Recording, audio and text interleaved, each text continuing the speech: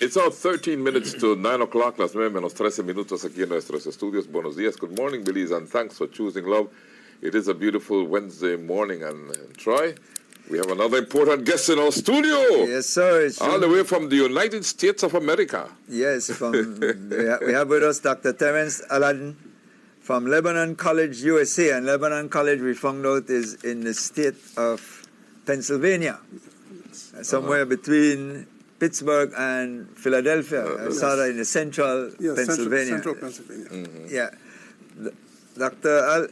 Aladdin, good morning. And let's learn about Dr. Aladdin. Who is Dr. Aladdin? Let's start there. To introduce yourself. Well, thank you for having me. I am I'm associate professor at Lebanon Valley College. I've been teaching there for over 8 years right now, and I have over 25 years of experience in criminal justice. I think I'm unique in terms of criminal justice in that I worked as a state trooper, then I worked as an advocacy for the House of Representatives in Pennsylvania, and now I'm teaching. What I have, I bring that unique combination of being an advocacy for criminal justice and as a law enforcement. And a law enforcer. So I think I have that unique experience. You've been on both sides of the spectrum. Yes. Indeed. Tell me a little bit about your experience in terms of, the United States is going through several issues, especially as a African American. There's sometimes the accusation that you get there's a sort of double standard from time to time. How do you blend that in, or how do you see that, based on your experience here in Belize for whatever time you've been here, in terms of which we consider predominantly, especially in rural areas, a black community as well? There is disparities in criminal justice. I don't care if you go to the United States or you go to Belize or wherever. There is going to be disparities in criminal justice. Okay. And that's something that we are, in criminal justice, both in academia and practitioners, we are trying to address. But it's what we call a wicked problem. Mm-hmm. It's difficult to address. It's like poverty. Poverty is a wicked. How do we really address poverty? Yeah. So the disparities in criminal justice is a problem, and that goes way back to slavery. In that the value that we placed on certain individuals in society was diminished as a result of the elites and the masses. So that's the reason we have. It took us years to get here. And it will take us years to actually address the problem. If you look at our system, and you do presentation on something called empathy and recidivism. Yes. And I think you work closely, or you're looking at places like our central prison. Yes. What do you derive, or what is your experience telling you when you look at our population of our prison inmates? I mean, it's not in the hundreds of thousands, but it's substantial enough for a small community like us. Belize is unique in that it has a prison, a jail, and a detention center all in one. And that's one of the most unique things about the Belize. So it's what I would call a really great case study, in that you can actually look at the population and derive various information and collect various data, and you can come up with an analysis. So for the last 3 years, I started looking in 2019, and because of the COVID, there were some anomalies as a result of COVID.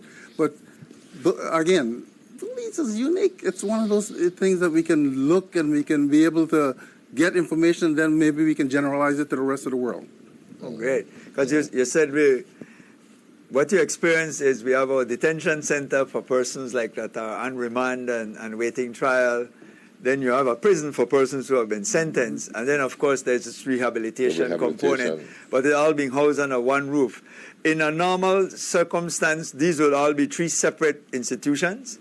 Say the United States, based on your experience? Yes, in the United States, we have prisons. Prisons are run by the federal government and the state government. And prisons are usually for people who have been sentenced for a year or more. Mm-hmm. They receive a sentence for a year or more. And that's usually you go to a state prison or a federal prison. Then we have jails. Jails are used for people who are either they're about to be tried, they're unable to make bail. Yeah. they're ready to, they're about... You call it facing- remand. Yes, you guys call it remand, we call it, detention, in that Yeah. there are people who just cannot afford the bill. Yeah. They're awaiting trial. Right. So they're in that flux situation. Or there are some people who've been sentenced already, but their sentence is less than 1 year. So they stay in the jail. Yeah. And then we have detention centers. Those are generally for immigrants.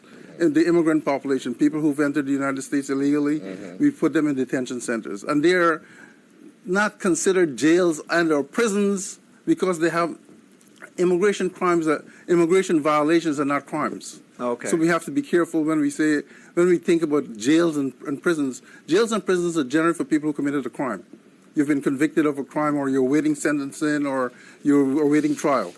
Detention centers are generally not there for immigrant populations who have either crossed the border illegally. But in Belize, we have everyone. Everything in one, because Yes. detention centers are also at the... Yes. Yeah, and then you have the rehabilitation. Yeah, well, rehabilitation, when we speak of rehabilitation, it covers several things. It covers probation. If a person is being rehabbed, they can be on probation also. And Belize is unique in that one of the things that we have to be careful on, deterrence. We feel that deterrence is the way to solve crime. And we've been using deterrence for the last 250 years. This guy, Jeremy Benton, way back in 1850, 53, he came up with the idea of deterrence. Jeremy Benton, okay, and we've been using that. We feel that if people are incarcerated, then the rest of the population is going to see. So look, I don't want to be incarcerated. That generally works for some people, but we've been applying it for the last 250 years, and it hasn't worked. So I think maybe we need to look in a different direction, try something new. And so I have adopted a policy, a criminal justice approach where I'm saying, look, let's try peacemaking criminology. And peacemaking criminology is fairly new in that it was developed by these scholars, Quinney and Popinski, in 1999, around 1999, in the 1990s, they developed it. And they're saying, listen, we need to look at criminal justice, and we need to look at crime in a different way. And instead of using punishment, we see that punishment isn't working. So why keep using it? So they came up with a difference. Says, listen, let's get to know the person. Let's get to know their environment. Let's get to know why they're committing crimes. And there's three components. They call it mindfulness, caring, and connectedness. So those are the three components we need to use.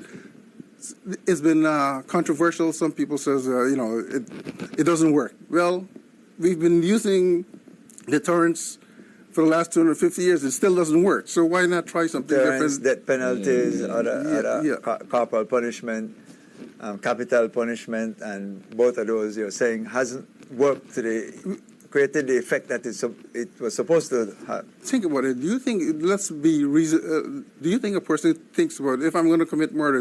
Do they think, well, if I commit this murder, I'm going to get the death penalty? Do you think they think about that before they commit the murder? Probably I don't think anyone really. Probably they would. Most people, otherwise, they wouldn't do it. Yes. For the moment, right? Yeah, most people think.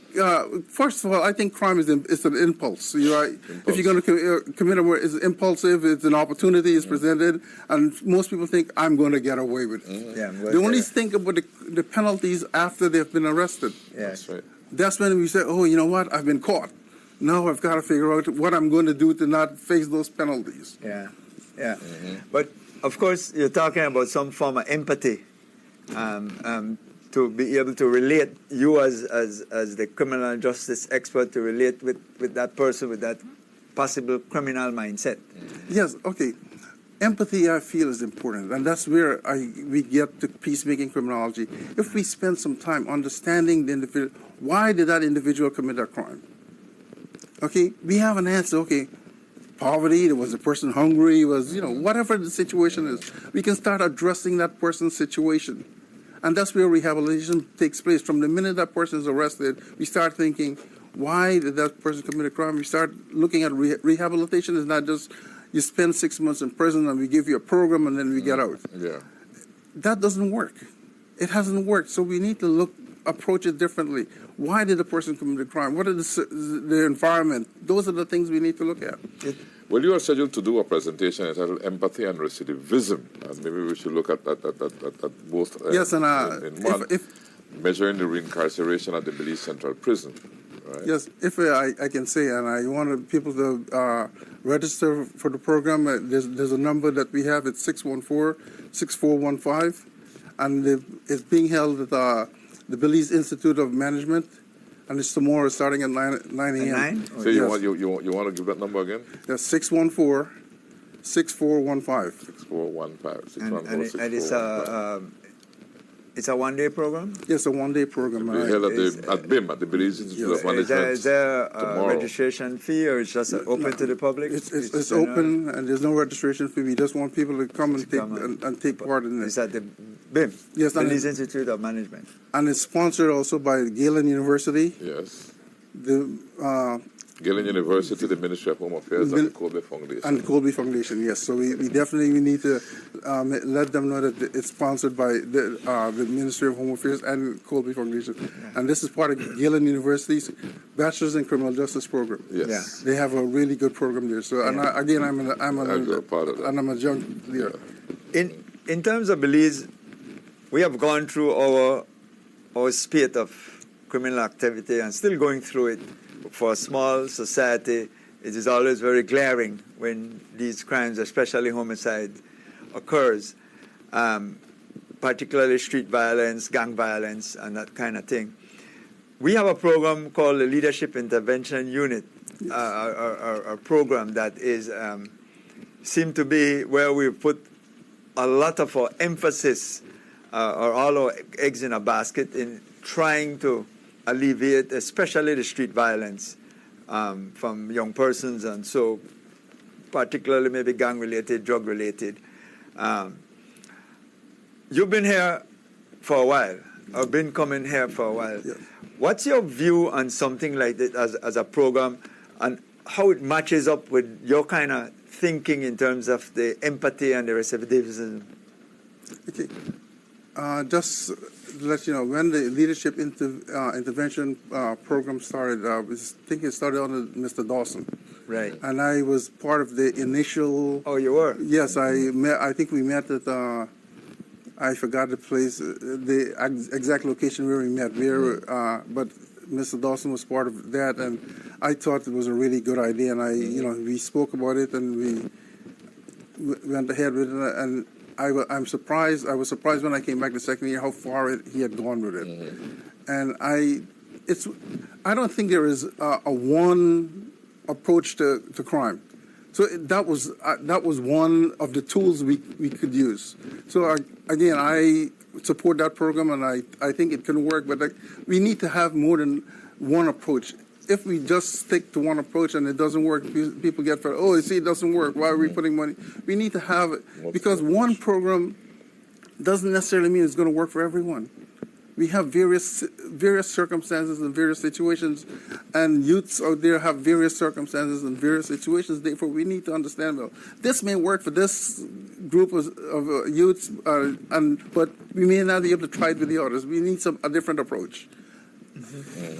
Can you give us a little preview, more or less, into your presentation on empathy and recidivism? Yes. As far as Belize is concerned. Yeah. Well, in 2019, I came to Belize, and I have to thank the people at Galen University. I have to thank the people at the Colby Foundation. They have been very instrumental in me getting this far, and I am really appreciative of the work they've done and the support they've shown me.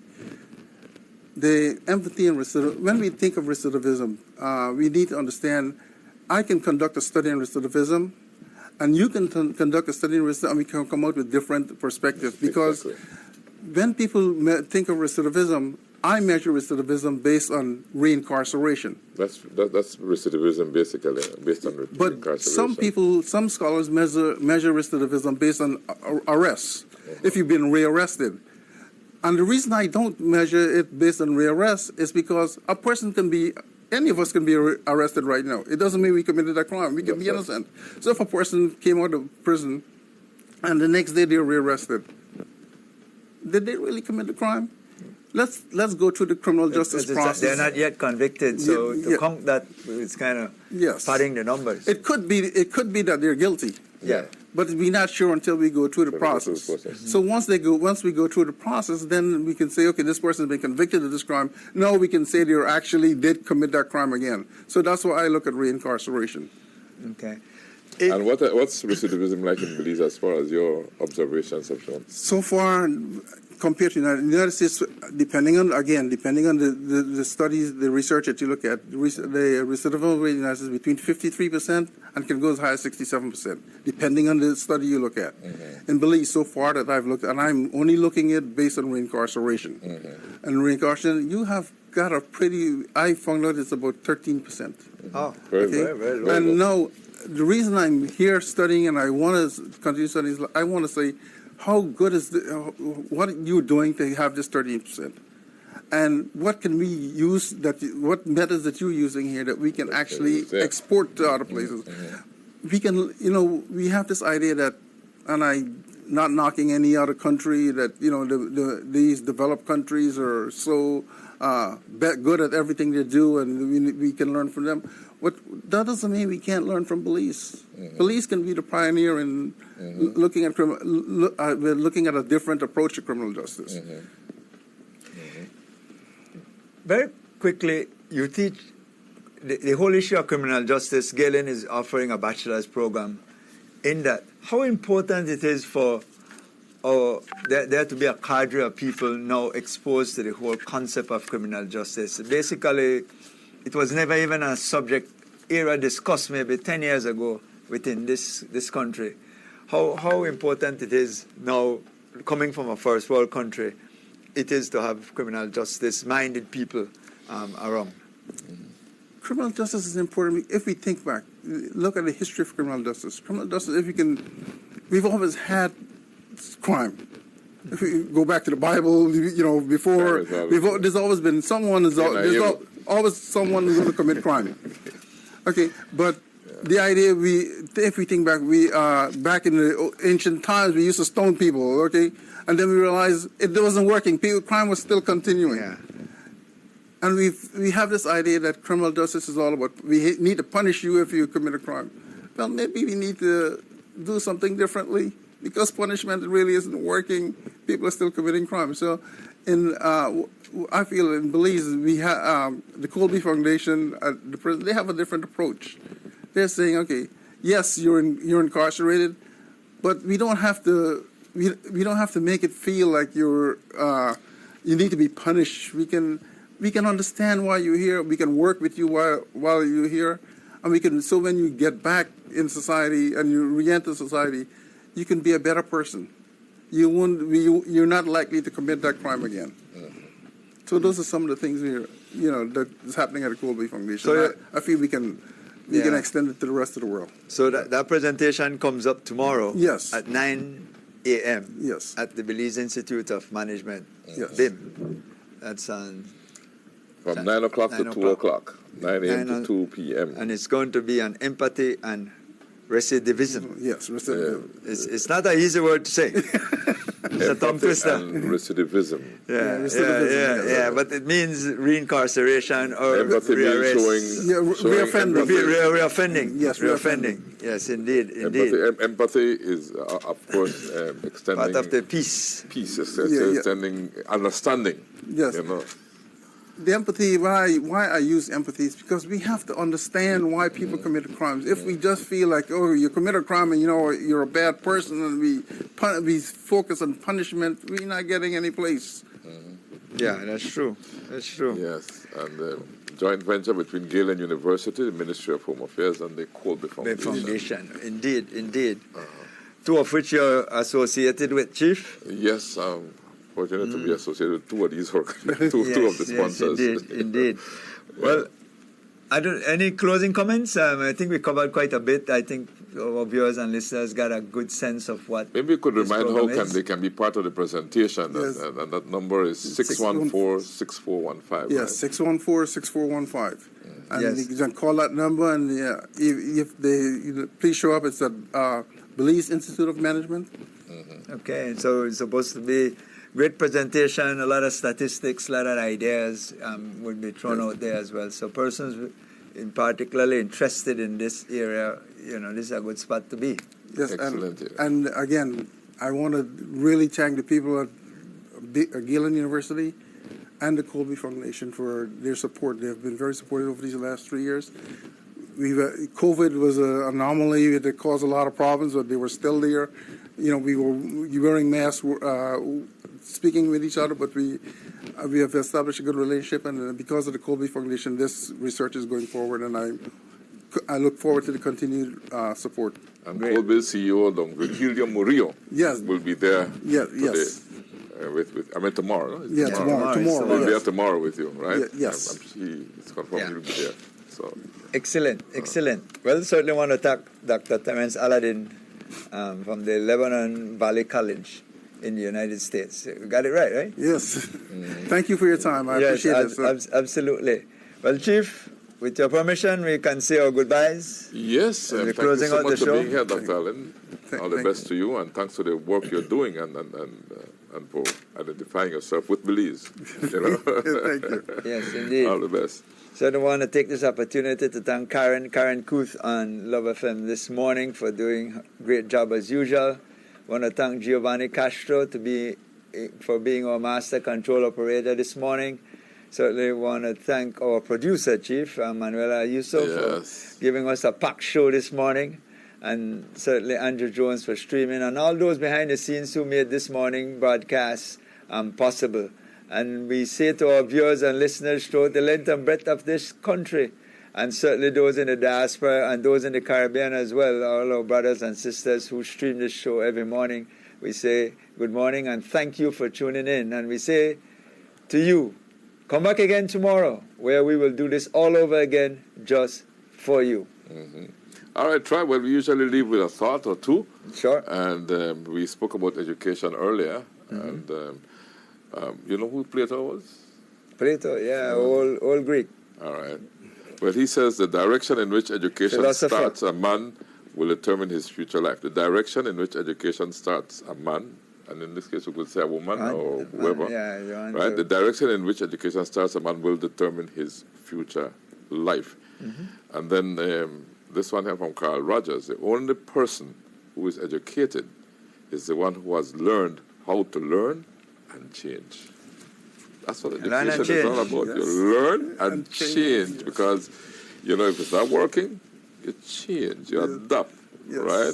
Yes. And of course, the only thing that is constant is change. Is change. The only thing that keeps changing is change. Yes, indeed. And you change to love, change to hope, change to faith. And of course, the greatest of them all is love. That's what it said, right? That three things remain: faith, hope, and love. And the greatest of these is love, right? Love, because love inspires. Faith is important because you set your goals in faith. And hope, because you keep moving towards the goals with the hope that they will be reality one day. But the foundation of it all is love, right? Yes. And so, because you choose to love, we say to you, Belize and beyond. Thanks for choosing love. Bye-bye.